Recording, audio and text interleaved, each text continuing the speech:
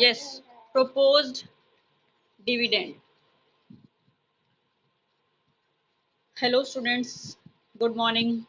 आज का हमारा टॉपिक होगा अकाउंट्स ऑफ होल्डिंग कंपनी में प्रपोज्ड डिविडेंड। ठीक है, देखो बेटा, सबसे पहले तो हमें ये पता होना चाहिए कि क्या होता है प्रपोज्ड डिविडेंड और क्या हम प्रपोज्ड डिविडेंड करंट ईयर के अंदर पेमेंट कर सकते हैं। देखो, नेम इंडिकेट कर रहा है प्रस्तावित, कि अभी तो जो हमारे शेयर होल्डर्स हैं उन्होंने कंपनी की जो एनुअल जनरल मीटिंग है उसमें प्रस्ताव रखा है डिविडेंड का।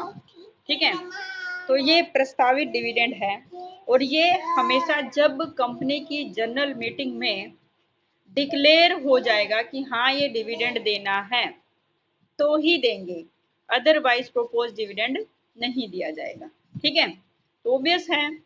देखो क्वेश्चन में पढ़ो कि कई बार क्वेश्चन में अतिरिक्त सूचना के रूप में, इट मीन्स नीचे जो हमारी एडिशनल इंफॉर्मेशन होती हैं उनमें प्रस्तावित लाभांश दिया हुआ हो सकता है। अकाउंटिंग स्टैंडर्ड 4 के अकॉर्डिंग कंटीजेंट लायबिलिटी है, क्योंकि यह वार्षिक साधारण सभा में अंशधारियों द्वारा घोषित किए जाने के बाद ही देय होगा। मतलब कहने का क्या होता है, ये हमारी कंटीजेंट लायबिलिटी है क्योंकि ये हमारी जो एनुअल जनरल मीटिंग बुलाई जाएगी उसमें जो हमारे शेयर होल्डर्स हैं उन्होंने अगर डिक्लेयर किया है तो उसके बाद ही दिया जाएगा। तो वार्षिक साधारण सभा चालू वित्तीय वर्ष के समाप्त हो जाने के बाद अथवा अगले वर्ष में ही होगी। ठीक है ना, तो इसका मतलब है कि जो हमारी एनुअल जनरल मीटिंग है वो अगले साल ही होगी। ठीक है, तो जब हम कंसोलिडेटेड बैलेंस शीट बनाएंगे तो वहां पे प्रोपोज डिविडेंड की कोई एडजस्टमेंट एंट्री हमने नहीं करनी है। ठीक है, नोट डाल देंगे बस उसमें। देखिए क्वेश्चन कहता है H limited acquired 31,500 shares in H limited for ₹5,10,000 on 1 अप्रैल 2017। 1 अप्रैल को ही सारे शेयर्स उन्होंने एक्वायर कर लिए। इसका मतलब जितने भी हमारे प्रॉफिट्स होंगे वो सारे के सारे रिवेन्यू होंगे। ठीक है, the balance sheet as at 31 March 2018 when the accounts of both the companies were prepared were as under. ठीक है, तो 1 अप्रैल को 2000 हमारे अकाउंट्स क्लोज होते हैं, 31 मार्च को दोनों कंपनीज के बनाने हैं। शेयर होल्डर्स फंड है, share capital shares ₹10 fully paid 4,50,000 रुपये हैं। तो 10 रुपये के अकॉर्डिंग कितने हो गए, 45,000 शेयर्स हो गए। जनरल रिजर्व है, सरप्लस है, ट्रेड पेबल, अनक्लेम डिविडेंड दे रखा है। ठीक है, non current assets, fixed assets इस टाइप से दे रखी है। इन्वेस्टमेंट दे दी 31,500 रुपये एस लिमिटेड के में। ठीक है, कोस्ट प्राइस पे। नेक्स्ट नीचे एडिशनल इंफॉर्मेशन जो दे रखी हैं, on 1 April 2017 S limited had following balances. 1 अप्रैल 2017 को हमारे पास बैलेंसेस हैं, general reserve, profit and loss. S limited declared the final dividend of 10% per annum for the year ending 31 March 2017 and S Limited declare interim dividend of 8% per annum for the full year on 15 Feb 2018। ठीक है, उसके बाद दे रखा है contingent liability. Contingent liability में propose dividend by H limited 11% rate से, propose dividend by S limited 11% rate से ही है। ठीक है, एस लिमिटेड क्रेडिटेड था final dividend plus interim dividend to its profit and loss. वही है सेम क्वेश्चन जो हम पीछे करते आए हैं। ठीक है, कि एच लिमिटेड ने फाइनल डिविडेंड और इंटरिम डिविडेंड दोनों को प्रॉफिट एंड लॉस अकाउंट में क्रेडिट कर दिया। The entire unclaimed dividend appear in the balance sheet of H limited belongs to the minority shareholders। ठीक है, you are required to prepare the consolidated balance sheet as at 31st March 2018। तो propose dividend के बारे में तो हमने अभी पढ़ा कि प्रोपोज डिविडेंड की कोई एडजस्टमेंट एंट्री नहीं होगी। क्यों? क्योंकि ये कंटीजेंट लाइबिलिटी है और कंटीजेंट लाइबिलिटी हमेशा बैलेंस शीट से बाहर दिखाई जाती है। ठीक है, अब हमने देखना है कि एस लिमिटेड के जो करंट जो प्रॉफिट एंड लॉस थे वो कितने हैं। हमारे पास इन्होंने दिखा रखा है कि 1 अप्रैल 2017 को जनरल रिजर्व और प्रॉफिट एंड लॉस में प्रॉफिट है 1,20,000 प्लस 75,000। ठीक है, तो वो देखेंगे। और उससे पहले ये तो है हमारे ओपनिंग, ठीक है, और हमने ये देखना है कि करंट के कितने हैं। ये तो साल स्टार्टिंग होने से पहले थे, अब करंट ईयर के कितने होंगे। क्लोजिंग बैलेंसेस देखते हैं हम बैलेंस शीट में कि हमारे पास बैलेंस शीट में जो सरप्लस है वो दिखा रखे हैं 1,84,500। तो जो ये प्रॉफिट है ये तो सब कुछ डिविडेंड वगैरह सब कुछ माइनस करने के बाद है ना। तो हमने पहले ये देखना है कि करंट ईयर के थे कितने, ठीक है। तो हमने जो जो डिविडेंड्स वगैरह दिए हैं वो वापस इसमें ऐड कर देंगे, ठीक है। तो देखो, एक तो हमने फाइनल डिविडेंड दे रखा है, क्वेश्चन में दे रखा है इन्होंने कि फाइनल डिविडेंड 10% रेट से देना है।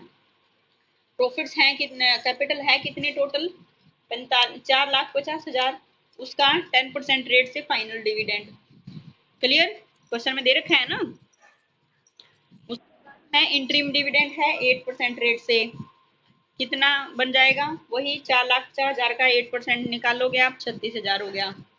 जनरल रिजर्व में कितने ट्रांसफर किए हैं, स्टार्टिंग में जनरल रिजर्व में थे हमारे पास कितने 1,20,000, और बैलेंस शीट में अब कितने दिखा रखे हैं इन्होंने जनरल रिजर्व।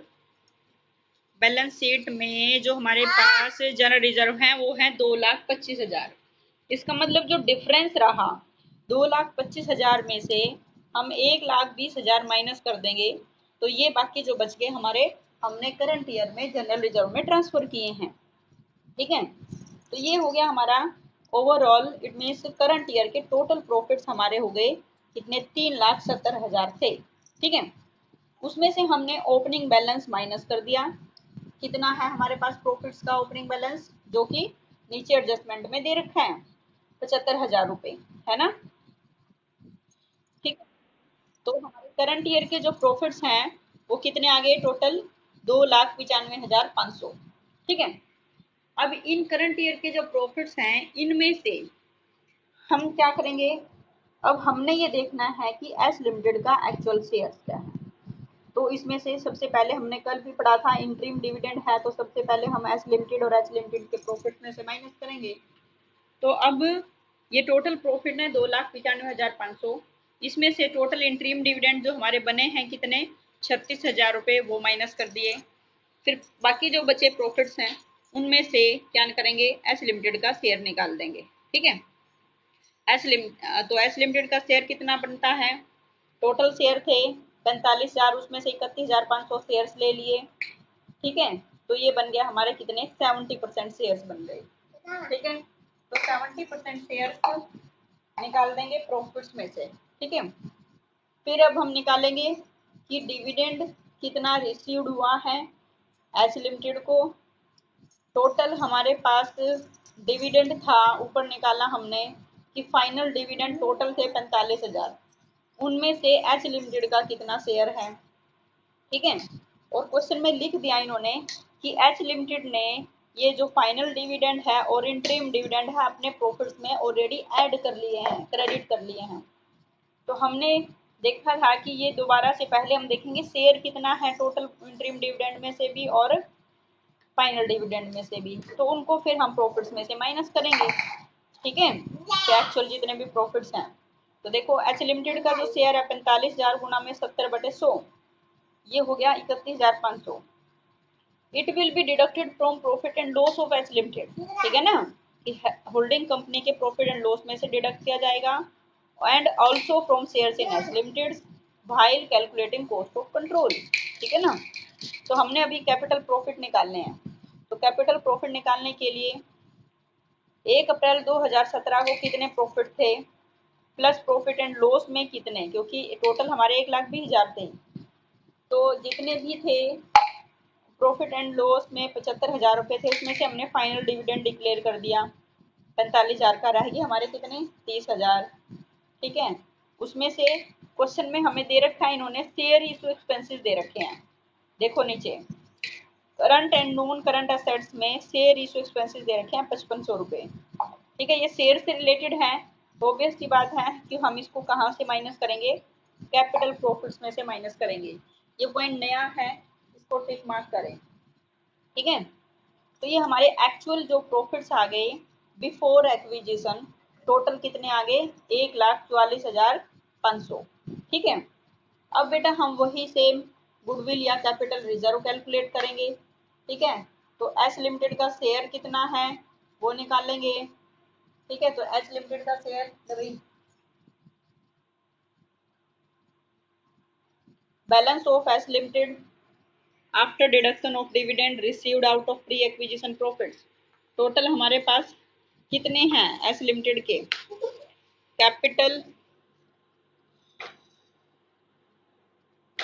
5 लाख जो 10,000 थे। देखो क्वेश्चन देखो एक बार पहले कि हमारे पास एस लिमिटेड को हमने कितने अमाउंट पेमेंट की? 5,10,000 दी है ना। इन्वेस्टमेंट में देखो non current assets investment 31,500 shares के लिए हमने 5,10,000 रुपये दिए। तो ये 5,10,000 में से हमने प्री एक्विजिशन के जो प्रॉफिट्स हैं होल्डिंग कंपनी के अभी निकाला, वे माइनस कर दिए। ठीक है, ले बेटा इधर उधर। ठीक है, उसमें से फिर पेड अप वैल्यू माइनस कर देंगे कि एक्चुअल में कितनी बनती है, 3,15,000। फिर होल्डिंग कंपनी का कैपिटल प्रॉफिट का हिस्सा माइनस कर दिया।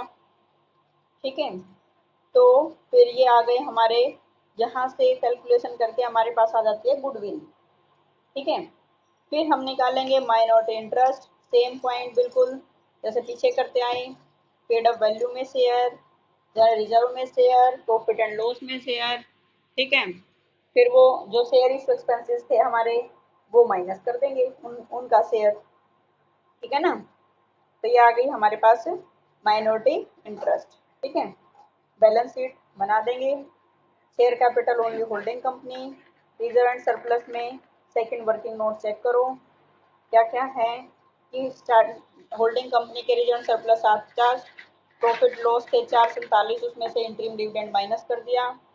ठीक है, और होल्डिंग कंपनी का रिवेन्यू में हिस्सा। ठीक है, फिर माइनॉरिटी इंटरेस्ट, ट्रेड पेबल्स। ठीक है, आई थिंक और कोई पॉइंट नया नहीं है। गुडविल को हम इंटेंजिबल असेट्स में दिखा देंगे और इस टाइप से हमारा क्वेश्चन कंप्लीट हो जाएगा। ठीक है,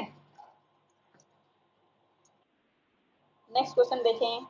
S limited acquired 90% of the equity shares in S limited on सितंबर 30, 2017।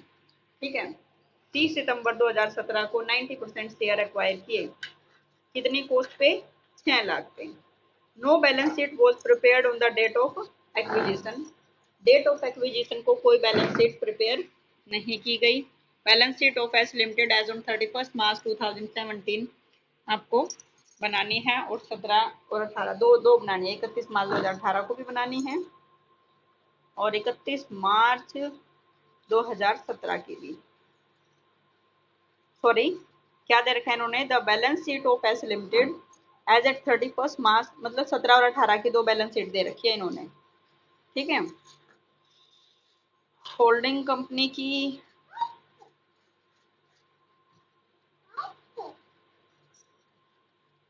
ये सब्सिडरी कंपनी की है ना। सब्सिडरी कंपनी की दो बैलेंस शीट दे रखी है। ओके, और फिर कंटीजेंट लाइबिलिटी है propose dividend of S limited 42,000। फिर नीचे बैलेंस शीट दे दी उन्होंने 31 मार्च 2018 को सिर्फ और सिर्फ होल्डिंग कंपनी की। ठीक है, ऊपर तो सब्सिडरी और सब्सिडरी की 2 सालों की थी, और यहाँ पे एच लिमिटेड की सिर्फ 1 साल की है, 31 मार्च 2018 की। ठीक है, 2 लाख शेयर्स थे यहाँ पे एच लिमिटेड के। उसने एच लिमिटेड में 18,000 शेयर्स क्या कर रखे हैं? एक्वायर कर रखे हैं। देखो ये बैलेंस शीट है 31 मार्च 2018 को, और 30 सितंबर 2017 को उन्होंने एक्वायर किए। तो हमने देखेंगे 31 मार्च 2018 पे ही एस लिमिटेड की कैपिटल कितनी थी? 20,000 शेयर्स थे एस लिमिटेड के पास। 2 लाख है ना, तो शेयर्स कितने हो गए? 2 लाख हैं तो 10 रुपए का एक शेयर, 20,000 शेयर हो गए। उसमें से 18,000 शेयर एक्वायर किए हैं। ठीक है, prepare the consolidated balance sheet 31 March 2018, assume the absence of corporate dividend tax. ये CDT नहीं लगाना। देखो बेटा इसमें ना कोई ज्यादा पजल होने की बात नहीं है। ये इन्होंने 2 सालों की बैलेंस शीट दिया ना, इसका मतलब ये दे दिया कि एक, जैसे हम पहले एडजस्टमेंट में देते थे कि 31 सितंबर या 1 अप्रैल को इतना इतना बैलेंस था हमारे पास, वही सेम यहाँ पे इन्होंने दे दिया कि जैसे जनरल रिजर्व है 4 लाख रुपए थे पहले, और 31 मार्च 2017 को 4, तो 31 मार्च 2018 को कितने हैं 440, तो कितने ट्रांसफर हुए 40,000 रुपए करंट ईयर में ट्रांसफर हो गई। ठीक है, करंट ईयर में जनरल रिजर्व में कितने अमाउंट ट्रांसफर हुई 40,000। ठीक है, सरप्लस पहले कितना था 1 लाख, और अब कितना है 2,16,000। तो इसका मतलब है कि हमें ये पहले ही देखना पड़ेगा कि हमारे पास करंट ईयर में कितने प्रॉफिट्स हुए। वही सेम ओपनिंग बैलेंसेस हैं, प्लस ऐड कर देंगे इसमें जनरल रिजर्व में कितना अमाउंट ट्रांसफर किया गया, प्लस अगर कोई डिविडेंड वगैरह पेमेंट किया गया है तो वो डिविडेंड भी अमाउंट उसमें वापस ऐड कर दी जाएगी। ठीक है, बट क्वेश्चन में हमें कहीं पे डिविडेंड का कोई जिक्र नहीं है। तो देखिए करंट ईयर प्रॉफिट निकालना है। स्टार्टिंग में हमारे पास कितने थे, क्लोजिंग बैलेंस है प्रॉफिट का 2,60,000 रुपए, ऐड कर दिया, रिजर्व में ट्रांसफर कितने हुए 40,000। ठीक है, लेस ओपनिंग बैलेंस, तो net profit for the current year. ठीक है ना, इस टाइप से आ जाएंगे हमारे पास करंट ईयर के जो प्रॉफिट्स हैं वो आगे 1,56,000 बच गई। ठीक है, तो फिर हमारे पास 1,56,000 हैं। तो 30 सितंबर के बाद अक्टूबर, नवंबर, दिसंबर, जनवरी, फरवरी, मार्च, yes, profit up to acquisition हो गया। इट मीन्स 6 महीने का 1,56,000 में 6/12 कर देंगे तो 78,000 हो गए। ठीक है, तो अब बेटा हमने ये देखना है कि रिवेन्यू प्रॉफिट और कैपिटल प्रॉफिट्स हो गई। तो रिवेन्यू प्रॉफिट में फिर एच लिमिटेड का शेयर कितना होगा, पहले हमने रिवेन्यू प्रॉफिट 78,000 निकाले, फिर उसमें एच लिमिटेड का शेयर निकाल दिया। ठीक है, फिर हम कैपिटल प्रॉफिट्स निकालेंगे। Capital profit after before acquisition. ठीक है, तो जनरल रिजर्व में कितने थे जो कि बैलेंस शीट में दे रखे हैं 4 लाख, प्रॉफिट एंड लॉस है बैलेंस शीट के अकॉर्डिंग 1 लाख, और प्री एक्विजिशन प्रॉफिट 78,000। ये हो गया हमारे कैपिटल प्रॉफिट। फिर cost of control and general reserve same as balance of shares in S limited, 6 lakh रुपए उन्होंने पेमेंट किए हैं, जबकि एक्चुअल में करने थे कितने 90%, 1,80,000 पेमेंट करने थे। प्री एक्विजिशन में हिस्सा, प्री एक्विजिशन प्रॉफिट्स हमारे टोटल कितने आए हैं, इट मीन्स कैपिटल प्रॉफिट्स 5,78,000 जो हमारे ऊपर कैलकुलेशन है, उसमें 90% शेयर्स ऑफ एच लिमिटेड। ठीक है, तो यहाँ पे पेमेंट कर दिया हमने 6 लाख, करने थे 7,02,000, तो बाकी हमारा हो गया कैपिटल रिजर्व। ठीक है, सेम फिर minority interest, paid up value कितनी है, जनरल रिजर्व में हिस्सा, प्रॉफिट लॉस में हिस्सा। ठीक है, आफ्टर दैट फिर कैपिटल रिजर्व ऑन एक्विजिशन निकालेंगे। Goodwill appear in the books of S limited, capital reserve 10 lakh हमारे कैलकुलेशन के अकॉर्डिंग आया है 1,02,000, जबकि बैलेंस शीट में गुडविल दिखा रखी है 1 लाख। ठीक है, तो जो डिफरेंस होगा उसको हम कैपिटल रिजर्व में दिखाएंगे। ठीक है, फिर उसके अकॉर्डिंग बैलेंस शीट तैयार हो जाएगी। हाँ जी, क्लियर।